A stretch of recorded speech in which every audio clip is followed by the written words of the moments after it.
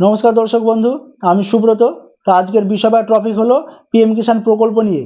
তো এই পিএম কিষাণ প্রকল্পে আবেদন করার জন্য কোন কোন নথি প্রয়োজন সেটাই কিন্তু আমি আপনাদেরকে আজকে এই ভিডিওর মাধ্যমে জানাবো।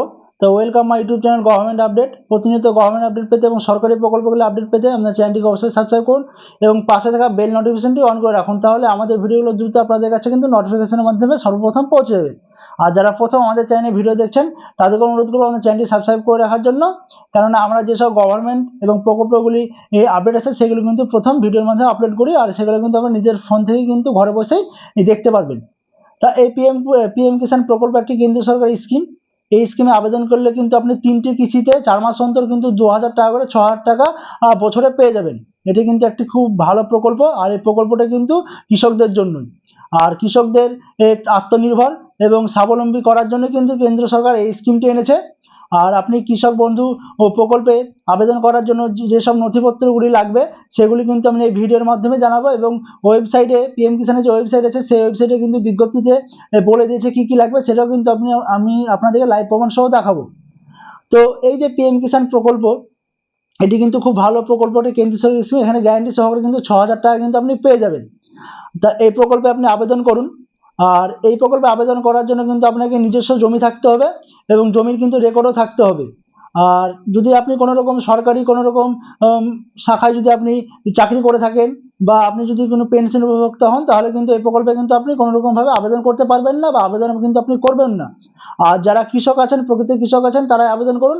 আর আবেদন করার জন্য যেসব নথিপত্রগুলি লাগবে সেই নথিপত্রগুলি কি কি লাগবে সেটা যে বিজ্ঞপ্তিতে আছে সেটা কিন্তু আমি আপনাদেরকে পড়ে পড়ে শোনাবো এবং দেখাবো।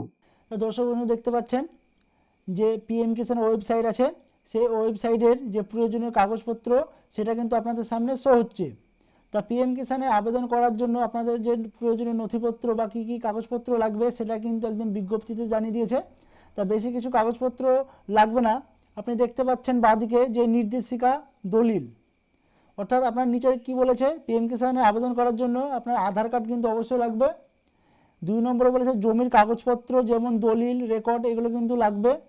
এরপর 3 বলেছে সেভিংস ব্যাঙ্ক অ্যাকাউন্ট, অর্থাৎ আপনার কাছে যদি এই 3টি কাগজ থাকে এবং আপনার যদি নিজস্ব জমি থাকে তাহলে কিন্তু আপনি যে পিএম কিষাণ আছে, কেন্দ্র সরকারের যে পিএম কিষাণ স্কিম, এই স্কিমে কিন্তু আপনারা আবেদন করতে পারবেন।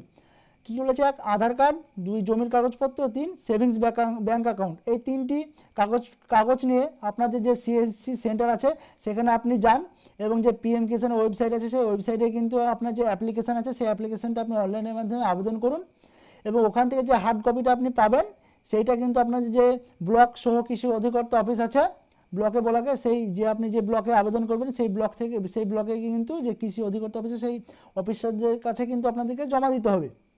তাহলে কিন্তু আপনি দেখবেন ওরা যদি আপনার সাবমিট করে দেয় তাহলে কিন্তু আপনি 6 মাস বা আপনি 3 মাস বা যখন টাকা ছাড়বে, যে 4 মাস অন্তর টাকা ছাড়ে, সেই তখন কিন্তু আপনি টাকাটা ক্রেডিট হয়ে যাবে। আর এইভাবে আপনি আবেদন করুন, একদম সহজ পদ্ধতি, কোনো রকম সমস্যা ছাড়াই কিন্তু আপনি আবেদন করতে পারবেন অনলাইনে। এবং যে হার্ড কপিটা অনলাইন থেকে বেরোবে সেটা কিন্তু গিয়ে আপনাদেরকে যে ব্লক সহ অধিকর্তা অফিসে সেখানে কিন্তু জমা দিতে হবে।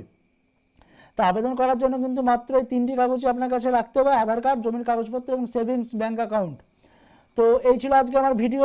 আর ভিডিওটি যদি ভালো লেগে থাকে অবশ্যই একটি লাইক দিয়ে জানাবেন।